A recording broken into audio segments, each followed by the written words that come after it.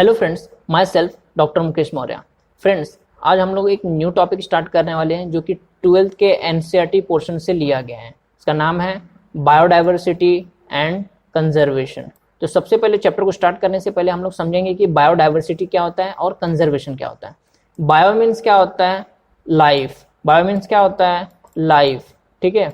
और diversity means क्या होता है? डाइवर्सिटी मीन्स क्या होता है? वेरिएशन। मीन्स डाइवर्सिटी मीन्स क्या होता है? बहुत सारा। अगर बहुत सारे लाइफ के बारे में जब हम बात करते हैं तो उसको हम लोग क्या बोलते हैं? बायोडाइवर्सिटी।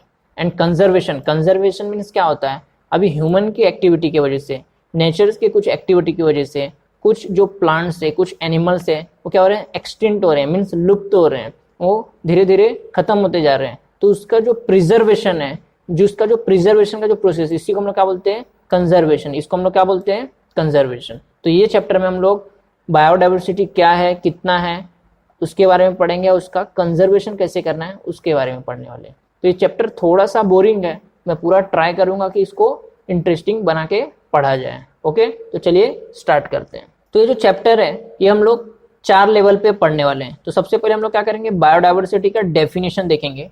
उसके बाद स्पेसीज बायोडाइवर्सिटी क्या होता है, जेनेटिक डाइवर्सिटी क्या होता है और इकोसिस्टम क्या होता है, ये हम लोग देखने वाले हैं। उसके बाद पैटर्न देखेंगे। उसके बाद लॉस ऑफ बायोडाइवर्सिटी, बायोडाइवर्सिटी कैसे लॉस होता है ये देखने वाले हैं। उसके बाद इसको हम लोग कैसे कंजर्व करने वाले हैं, तो कंजर्वेशन हम लोग देखने वाले हैं। ओके, तो चलिए अब स्टार्ट करते हैं। तो ये जो बायोडाइवर्सिटी है इसका मतलब क्या होता है? जितना भी जीनस है, स्पेसीज है, इकोसिस्टम है, इसका जो कलेक्शन है, इसका जो टोटलिटी है, उसी को हम लोग क्या बोलते हैं? बायोडाइवर्सिटी। बायोडाइवर्सिटी मीन्स क्या होता है? Totality of genus, species and ecosystem of given region. कोई भी एक रीजन में जो भी स्पेसीज होगा, जीन होगा, इकोसिस्टम होगा, उसका उसी को हम लोग क्या बोलते हैं? बायोडाइवर्सिटी। तो इकोसिस्टम का जरा हम लोग मतलब समझते हैं क्या होता है। इकोसिस्टम मीन्स क्या होता है? एक इंटरेक्शन जो कि लाइफ यानी कि ऑर्गेनिज्म और physical environment. Physical environment means क्या होता है? जैसे कि लाइट हो गया, सॉइल हो गया, मिट्टी हो गई, पानी हो गया, हवा हो गया, इसका और ऑर्गेनिज्म का जो इंटरेक्शन होता है उसी को हम लोग क्या बोलते हैं? इकोसिस्टम। तो बायोडाइवर्सिटी मीन्स क्या होता है? Totality of gene, species and ecosystem, इसी को हम लोग क्या बोलते हैं? बायोडाइवर्सिटी। उसको हम लोग और भी कुछ बोल सकते हैं, combined diversity at all level of biological organisation. Means cellular level, tissue level हो गया, जितना भी लेवल है इस सब का अगर कंबाइंड डाइवर्सिटी बोलेंगे उसी को हम लोग क्या बोलते हैं? बायोडाइवर्सिटी। क्या बोलते हैं हम लोग? Biodiversity. It is the variety and variability of life. Means biodiversity हम लोग समझ में आता है कि कितने सारा वेरिएशन है एक स्पेसीज में, कितने सारे स्पेसीज है, इसका जो वेरिएशन और वेरिएबिलिटी है इसी को हम लोग क्या बोलते हैं? बायोडाइवर्सिटी। मीन्स कितना स्पेसीज है और स्पेसीज के अंदर भी कितने सारे डिफरेंस है, ये जो इसका जो स्टडी है उसी को हम लोग क्या बोलते हैं? बायोडाइवर्सिटी। ओके, अब आगे बढ़ेंगे। अभी जो बायोडाइवर्सिटी जो वर्ड है इसको सबसे पहला जिसने लेके आया था वो कौन थे? वॉल्टेयर जी रूसन। इन्होंने सबसे पहला बताया कि बायोडाइवर्सिटी ये वर्ड के बारे में बताया। अब ये जो वर्ड है, अब ये वर्ड को पॉपुलराइज मीन्स सबसे ज्यादा इन्फ्लुएंस में कौन लाया? तो एक अमेरिकन सोशियो बायोलॉजिस्ट है जिसका नाम है एडवर्ड विल्सन। इन्होंने इसको सबसे ज्यादा सोशलाइज किया है, इसको सबसे ज्यादा पॉपुलराइज किया है। ठीक है, तो 2 लोगों का नाम हमको ध्यान में रखना है। एक है वॉल्टेयर जी रोसेन, दूसरा रोसेन, और दूसरा है एडवर्ड विल्सन। ठीक है, कुछ एग्जांपल्स देखते हैं। अभी पूरे अर्थ पे 20,000 यानी कि 20,000 स्पेसीज ऑफ एंट है। एंट की जो प्रजाति है, मूंगी की जो प्रजाति है, कितनी है? 20,000 है। 3 लाख स्पेसीज किसके हैं? बिटल्स के हैं। किसके? बिटल्स के। फिर 28,000 स्पेसीज हैं फिश के, मीन्स मच्छी के। कितने स्पेसीज? 28,000। 20,000 स्पेसीज है ऑर्चिड्स के। तो ये चीज हम लोगों को ध्यान में रखना है, नीट पॉइंट ऑफ व्यू बहुत ही ज्यादा इंपॉर्टेंट है। ठीक है, तो अब आगे बढ़ेंगे हम लोग। अब हम लोग देखेंगे जरा बायोडाइवर्सिटी का जो लेवल है कितना है। ठीक है, तो सबसे पहला है स्पेसीज डाइवर्सिटी, फिर जेनेटिक डाइवर्सिटी, फिर इकोसिस्टम। इकोसिस्टम बोलेगा तो कम्युनिटी हैबिटेट डाइवर्सिटी। समझ में आ रहा है आप लोगों को? अब हम लोग आगे बढ़ेंगे। जेनेटिक डाइवर्सिटी होता क्या है? Diversity shown by single species at genetic level. Means अगर कोई एक स्पेसीज है उसके अंदर बहुत सारा वेरिएशन अपने को अगर देखने को मिलता है, वो भी जेनेटिक लेवल, जेनेटिक चेंजेस की वजह से, तो उसी को हम लोग क्या बोलेंगे, जेनेटिक डाइवर्सिटी। क्या बोलेंगे उसको हम लोग, जेनेटिक डाइवर्सिटी। और ये जो वेरिएशन है किसके वजह से देखने को मिलेगा, जेनेटिक लेवल पे। ठीक है, तो एक एग्जांपल देता हूं आप लोगों को मैं। सपोज एक ह्यूमन ले लेते हैं, ह्यूमन एक स्पेसीज है।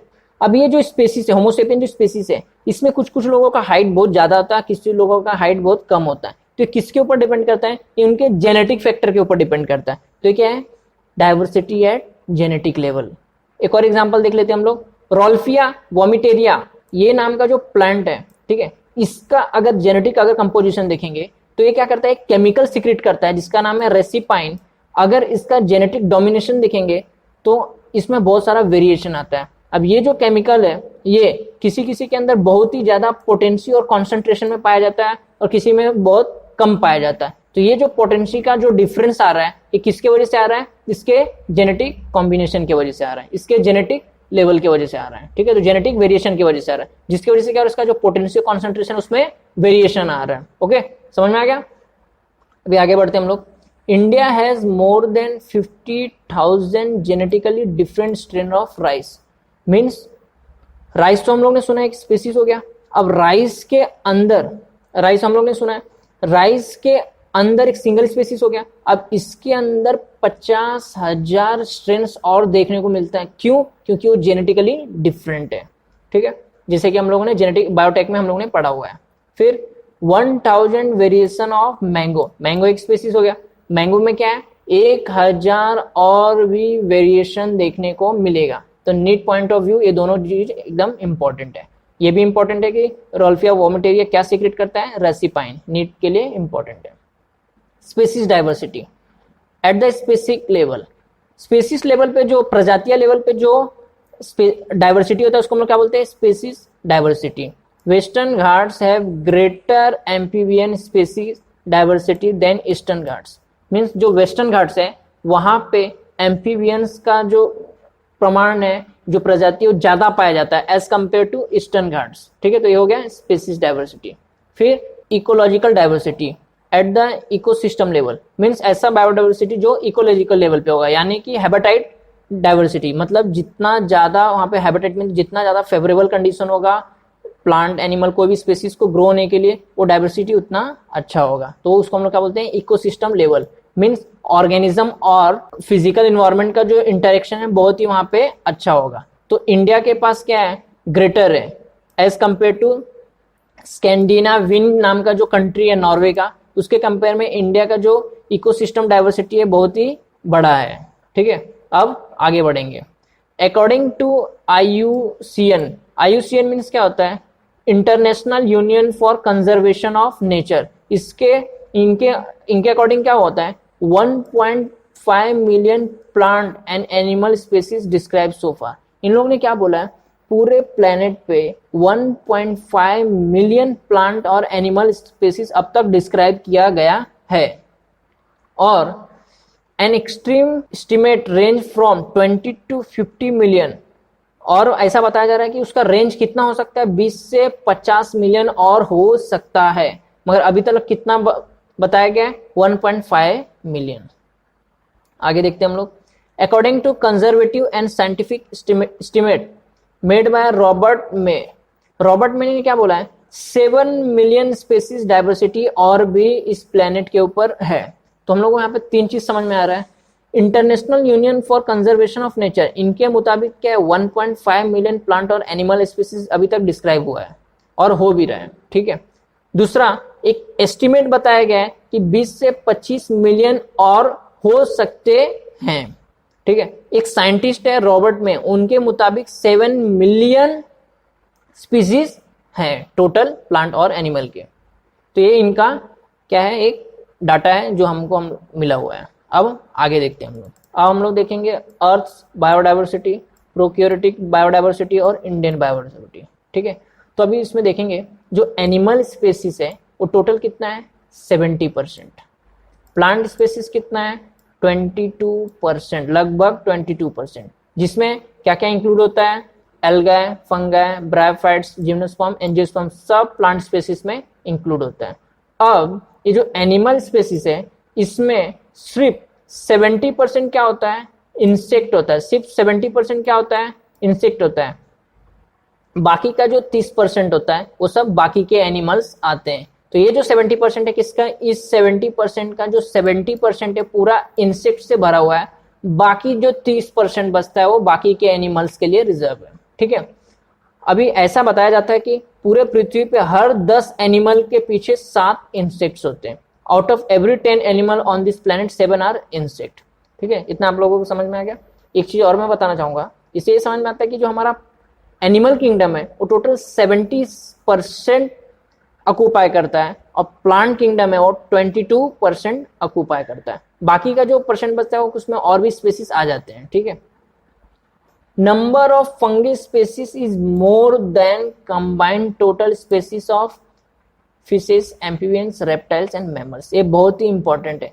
फंगाई का जो भी स्पेसीज है वो एकदम ज्यादा है। किससे, अगर हम लोग फिशेस का, एम्फीबियंस का, रेप्टाइल्स का, मैमल्स का सब स्पेसीज को अगर कंबाइन करेंगे तो फंगल स्पेसीज सबसे ज्यादा है।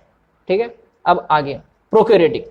अभी प्रोकैरियोटिक का क्या है कि एग्जैक्ट नंबर अपने को पता नहीं है। क्यों, क्योंकि वो लैब में भी कुछ अलग अलग मिलते रहते हैं, तो इसलिए इसके ऊपर कुछ एस्टिमेट दिया गया। जरा देख लेते हैं हम लोग। Conventional taxonomic method are not suitable for identifying this microbial species. तो ये लोग जल्दी स्पेसीज क्या है, जल्दी आइडेंटिफाई नहीं होता है। ठीक है, many species are simply not culture under laboratory condition. तो इसमें से बहुत सारे ऐसे स्पेसीज जो लेबोरेटरी के अंदर अच्छे से कल्चर नहीं हो पाते हैं, तो जिसकी वजह से उनका हम लोग काउंटिंग कर नहीं सकते हैं। ठीक है, बायोकेमिकल और molecular biologist put their diversity into millions. तो अभी जो बायोडाइवर्सिटी के, जो बायोकेमिकल और मॉलिकुलर बायोलॉजिस्ट है वो लोग क्या बोलते हैं कि जो प्रोकैरियोटिक बायोडाइवर्सिटी कितना होगा, 1 मिलियन होगा। कितना होगा, लगभग 1 मिलियन होगा। वो लोग ने एक रफ एस्टिमेट दिया है। तो इसका क्या कारण है कि हम लोग इसको अच्छे से कैलकुलेट नहीं कर पाते, क्योंकि लेबोरेटरी में बराबर से उसको हम लोग कल्चर नहीं कर पाते हैं। लेबोरेटरी में अगर उसको अच्छे से कल्चर नहीं कर पाएंगे तो हम लोग जल्दी उसको काउंट नहीं कर पाएंगे। तो इसलिए एक एस्टिमेट दिया गया कि एक टोटल प्रोकैरियोटिक बायोडाइवर्सिटी कितना है, 1 मिलियन है। ठीक है, अब इंडियन बायोडाइवर्सिटी देखेंगे, जिसमें क्या है, has only 2.4% of the world's land area. India क्या करता है, 2.5% वर्ल्ड का जो पूरा लैंड एरिया उसमें से सिर्फ 2.5% कवर करता है।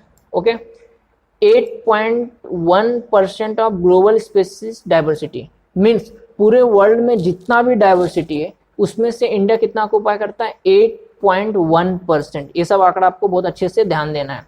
ये जितने भी पॉइंट से बहुत अच्छे से ध्यान में रखना, नीट के लिए बहुत ज्यादा इंपॉर्टेंट है। 12 mega diversity country of the world, means 12वां मेगा डाइवर्सिटी कंट्री है पूरे वर्ल्ड का। Nearly 45,000 species of plants and twice as many of plant animal have been recorded. Means 45,000 species सिर्फ इंडिया में पाया जाता है, 45,000 स्पेसीज, और इससे भी डबल यानी कि 90,000 स्पेसीज एनिमल्स की पाया जाता है यहाँ पे। ठीक है,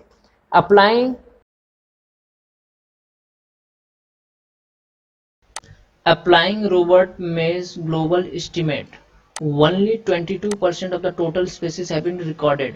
Means अभी रॉबर्ट मे के हिसाब से 22% ऑफ टोटल स्पेसीज जो है वो कहाँ पे पाया जाता है, इंडिया में पाया जाता है। उसके मुताबिक 1 लाख प्लांट स्पेसीज और 3 lakh animal species yet to be discovered and describe. India की बात हो रही है, तो 1 लाख प्लांट स्पेसीज और 3 लाख एनिमल स्पेसीज इंडिया में अभी तक डिस्क्राइब और डिस्कवर हुआ है, ऐसा बताया जा रहा है।